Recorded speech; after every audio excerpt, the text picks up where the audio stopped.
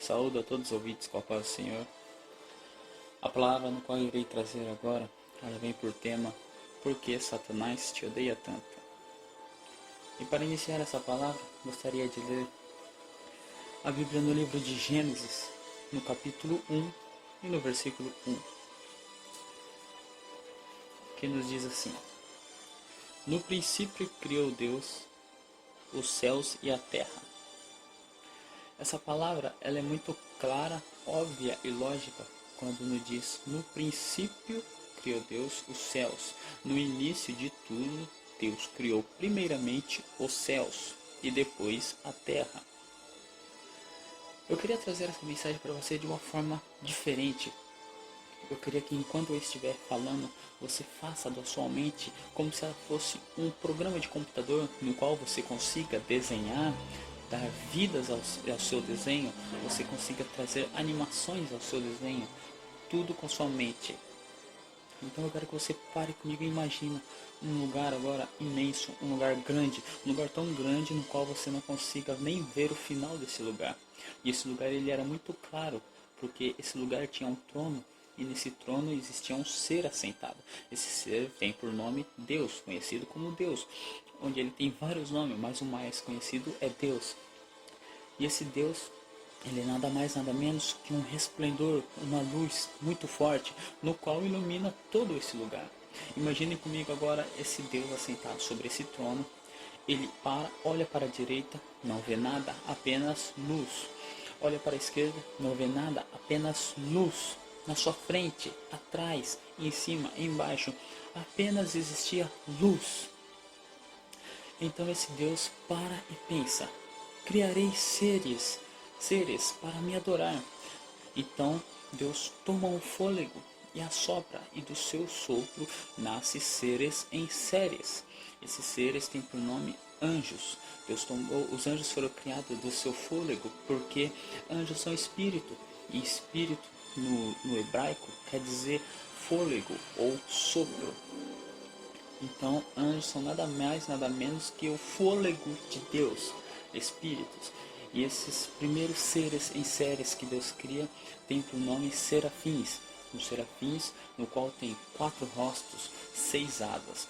Quando esses serafins são criados, imagino eu que ao sentir a glória de Deus, a luz que vinha do resplendor de Deus, pegaram as suas 2 asas de cima, cobriram seu rosto, em sinal de reverência à majestade de Deus. Em seguida, pegaram 2 asas e cobriram os seus pés.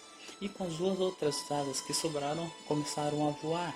Então Deus dá o dom da voz para esses anjos, no qual eles começam a dizer: Santo, Santo, Santo é o Senhor dos Exércitos, e toda a terra está cheia da sua glória. Imagino eu agora Deus sentando assim no seu trono, e se sentindo satisfeito, mas porém estava incompleto, porque tinha alguém que glorificava a sua glória, tinha alguém que adorava a sua glória, mas não tinha alguém para guardar a sua glória. Não que Deus precise de alguém para guardar a sua glória, porque Deus é onipotente, e a Bíblia nos fala: se Deus é por nós, quem há de ser contra nós? Não existe ninguém que se equipare, se iguale, ou pelo menos chegue aos pés do poder de Deus. Mas Deus novamente toma um fôlego e assopra, e dessa vez cria outros seres. Esses seres também são anjos, mas esses seres não se chamam serafins, esses seres se chamam querubins. E a Bíblia nos diz que esses querubins também continham 4 rostos, mas tinham 4 asas apenas, e saíam mãos debaixo de suas asas. Essas mãos elas são usadas para sustentar a glória de Deus. Ou seja, imagina os querubins embaixo do trono de Deus, sustentando a glória de Deus. Então, aí sim eu penso, Deus está satisfeito. Mas, imagino eu, uns dias depois, Deus pegando um caderno, pegando um lápis e começando a fazer um desenho. Quem sabe um dos anjos, um dos querubins que estava debaixo da glória de Deus, sustentando o trono de Deus, olhou e falou assim: o que o Senhor está fazendo, ó Senhor? Quem aqui já viu uma mulher desenhar um vestido de noiva? Quem aqui já viu uma mulher sonhar com o seu vestido de noiva? Eu casei há menos de 2 anos e eu lembro da minha mulher pesquisando imagens na internet sobre como seria o vestido dela. E o vestido dela foi perfeitamente como ela queria. Então, imagino Deus fazendo um desenho conforme Ele queria. E Deus olha para esse anjo e fala assim: eu estou criando um novo anjo. Então eu imagino Deus dessa vez tomando fôlego, mas ainda toma um fôlego um pouco maior e começa a soprar. E desse sopro sai um anjo muito lindo, um anjo tão lindo no qual Deus dizia: não havia ninguém como tu. Esses anjos, esse anjo ele era adornado por pedras preciosas. Esse anjo ele tinha poder no qual Deus não deu a nenhum outro anjo. Esse anjo é conhecido por nós como Lúcifer. A Bíblia não cita em nenhum lugar a palavra ou o nome Lúcifer. Lúcifer foi dado pelos homens em referência ao planeta Vênus, porque nós conhecemos o planeta Vênus como a estrela da manhã, porque é o planeta que mais brilha, ou seja, a estrela mais brilhosa no céu é Vênus. E a Bíblia se refere a Lúcifer como se ele fosse a estrela da manhã. Deus chama ele da estrela da manhã. Então, Deus cria esse anjo, mas há um detalhe: além desse anjo ser diferente, a Bíblia nos diz que Deus criou nele a obra do pífaro e a obra do tambor. Eu imagino como que seria Deus criar a obra do pífaro e dos tambores nele. Deus já não pendurou um tambor no pescoço de Lúcifer. Deus fez o som desses instrumentos vindo de dentro de Lúcifer, ou seja, a obra de um tambor é o batuque, porque o tambor faz um barulho. Então a obra de tambores e pífaro criado em Lúcifer era apenas o som que saía deles. Ou seja, Lúcifer era um anjo musical. Imagina comigo assim, uma música. E os serafins cantando a música para Deus, mas ele cantava a música sem ritmo. Porém, Lúcifer nasceu para dar ritmo à adoração que os serafins já faziam para Deus. É daí que nossos antepassados dizem que Lúcifer regia o coral de Deus. A Bíblia não menciona isso. A Bíblia não fala que Lúcifer tinha um coral de Deus. Não fala que tinha um coral no céu. Mas o que nos dá a entender que Lúcifer regia um coral, por isso nossos antepassados falam isso. Em seguida, eu imagino que Deus cria um lugar para Lúcifer. Deus cria a terra, porque a Bíblia nos diz assim que Lúcifer andava sobre pedras afogueadas. O que significa afogueadas? Significa quente, ou melhor, pedras pegando fogo. E segundo a nossa ciência, nosso planeta ele foi criado há 4 bilhões e meio de anos atrás. O que você quer dizer com isso? Você quer dizer que você acredita na teoria do Big Bang? Sim, eu acredito na teoria do Big Bang, porém não do jeito que ela é narrada, porém com certo detalhe, porque a teoria do Big Bang diz que de átomos criou até o mundo era apenas uma coisa só. E existiam átomos, no qual causou uma grande explosão que deu origem aos planetas. A Bíblia nos diz em Gênesis, no capítulo 1, que quando Deus criou a Terra, ele disse que haja luz. E o que é uma explosão, se não um feixe de luz, uma luz tão grande? Então eu acredito sim que a teoria do Big Bang é verdadeira até um certo ponto, não do jeito que os cientistas falam. E a Bíblia em seguida nos diz que a Terra era sem forma e vazia. E segundo a nossa ciência, a Terra há 4 bilhões e 100 milhões de anos atrás sofreu uma chuva de meteoros no qual ela ficou coberta por fogo. Ou seja, a Terra estava afogueada. E a Bíblia nos diz que Lúcifer andava sobre pedras afogueadas, o que nos dá a entender que ele sempre teve acesso à Terra. Talvez, quem saiba, ele vinha à Terra apenas para ensaiar o seu coral e chegava lá no céu e dizia: Majestade, eu tenho um novo cântico para ti. Eu tenho um novo louvor para adorar a sua grandeza. Eu imagino que nesse momento os serafins, eles não param de adorar a Deus, porém eles começam a dizer santo em um tom mais piano, para dar preferência ao louvor que Lúcifer tinha a apresentar para Deus. Porém, um certo dia no qual nos dá a entender a Bíblia que Lúcifer estava na terra, ele começou a pecar, ou seja, ele começou a desejar o trono de Deus. Quem sabe ele começou a se imaginar no lugar de Deus. E a Bíblia nos diz, lá em Ezequiel, no capítulo 28, Deixa eu só achar aqui. A Bíblia nos diz lá no capítulo 28 e no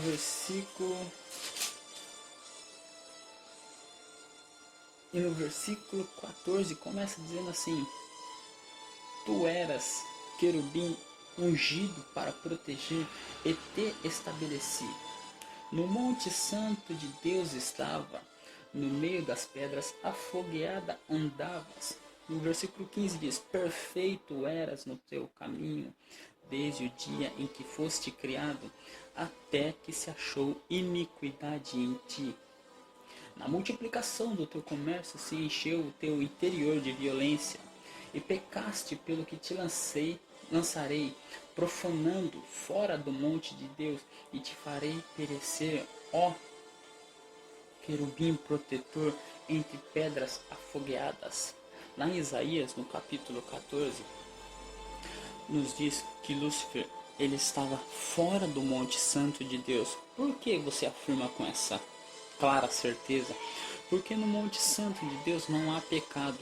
Então Lúcifer talvez estaria ou no espaço sideral ou aqui nessa terra.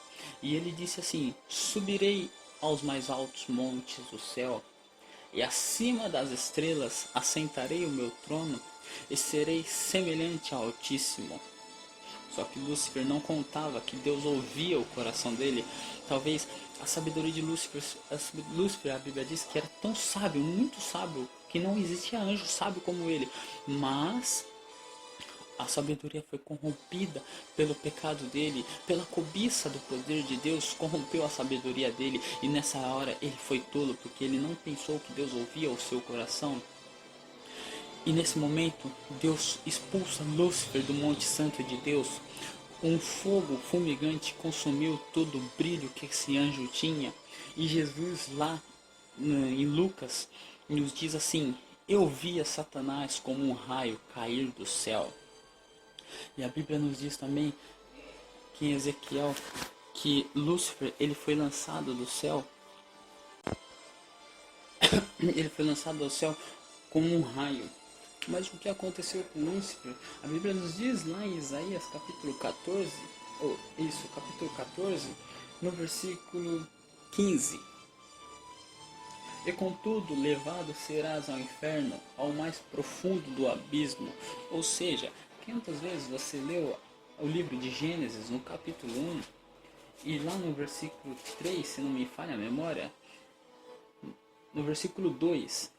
E a terra era sem forma e vazia, e havia trevas sobre a face do abismo, e o Espírito de Deus se movia sobre a face das águas. Essa parte que fala, e havia trevas sobre a face do abismo. Como que poderia haver trevas se só existia Deus, que era luz? Ou seja, no momento em que Lúcifer foi consumido pelo fogo santo de Deus, ele perdeu todo o seu brilho, que ficou como uma cinza. Como quantas vezes você já queimou uma madeira e depois ficou apenas cinza dessa madeira? É isso mesmo. Lúcifer ficou, ou seja, literalmente trevas, e ele foi lançado ao abismo. Esse mesmo abismo que nos diz no capítulo 1 de Gênesis, versículo 2. Então imagina Deus lá no céu, naquele silêncio, porque a Bíblia fala que houve silêncio no céu, os serafins pararam de adorar, não tinha mais música. E eu imagino Deus assim, parado pensando, o que farei eu? Então Deus pensa, vou criar agora novos seres em um novo lugar, onde esses seres não possam ser corrompidos pelo pecado. Então imagino eu descendo do céu na sua carruagem santa trazida pelos seus querubins, pairando sobre a face das águas da terra, e Deus começa a modelar a terra. Deus começa a criar vida à terra. Deus começa a criar o sol, Deus começa a criar a lua, Deus começa a criar os vegetais, a natureza, e Deus cria os animais terrestres e os animais marinhos, os animais irracionais, que não poderiam pensar que possam ser como Deus. E depois que Deus cria toda essa terra, imagino eu que Deus ainda não estava satisfeito. Deus queria criar um ser que o adorasse como Lúcifer o adorava, mas que não se corrompesse com o pecado. Então eu imagino Deus pensando assim: eu criei seres espirituais, partículas minhas, e um acabou pecando, levando a terça parte dos anjos do céu. Eu criei seres materiais que não contêm partículas minhas, porém esses seres não me adoram. Esses seres são como robôs. Eles têm vontade própria, eles têm fome, eles têm sede, mas eles não me adoram da forma que ele quer que eu adore. Porque a Bíblia nos diz lá em Salmos: tudo quanto tem fôlego, adore ao Senhor. Então eu imagino que Deus não queria adoração desse jeito. Deus queria a adoração vindo sincera do coração dele. Eu imagino Deus pensando: criarei um novo ser. Se eu criei espíritos e não deu certo, se eu criei materiais do pó da terra e não está do jeito que eu quero, o que acontece se eu fundir essas duas fórmulas? Imagina comigo agora Deus pensando: agora eu preciso de um modelo para criar esse ser. O que farei? Ele olha para o céu e vê anjos, 4 rostos, anjos com 6 asas, anjos com 4 asas, e não se sente contente com a forma do que ele faria. Ele olha para a terra e vê os animais se arrastejando, o jacaré, a serpente. Ele olha para o céu, vê as aves, não se sente satisfeito. Olha para o mar e começa a pegar os peixes do mar e não se sente satisfeito com a imagem que ele via. Imagina um ser humano do tamanho de uma baleia. Não caberia nessa igreja todo mundo, teríamos que gastar mais materiais para fazer uma igreja. Então, imagino que quando Deus para de olhar as águas, procurar os peixes, as águas se acalmam. E a água parada gera espelho. Então Deus começa a ver o seu reflexo e brada lá da terra: façamos um homem conforme a nossa imagem e semelhança. E Deus começa a modelar o homem da forma que ele é, semelhante a Deus. Deus cria o homem à sua imagem e semelhança. E quando Deus vai dar vida ao homem, ele novamente assopra em suas narinas o seu fôlego de vida, dando o espírito ao homem. E não para por aí. Quando o homem nasce, Deus fala para ele: você nasceu para me adorar. Em ti eu coloquei a obra do tambor e a obra do pífaro. Você só vai fazer diferente. Você vai usar a sua voz para me adorar. Você vai usar a sua voz para me louvar. E com as suas mãos você irá fazer a obra do pífaro e a obra dos tambores. Ou seja, o que eu estou querendo dizer: Satanás, quando pecou, segundo o livro de Isaías no capítulo 14, se eu não me engano, versículo 13 ou 14, ele disse: subirei aos mais altos montes do céu, acima das estrelas, assentarei o meu trono e serei semelhante ao Altíssimo. E quando Deus resolve criar o homem, ele grita dizendo: façamos o homem à nossa imagem e semelhança. Ou seja, você é o que Satanás sempre quis ser. Isso é um dos motivos que ele mais odeia. E não para por aí. Você tem tudo o que Satanás tinha.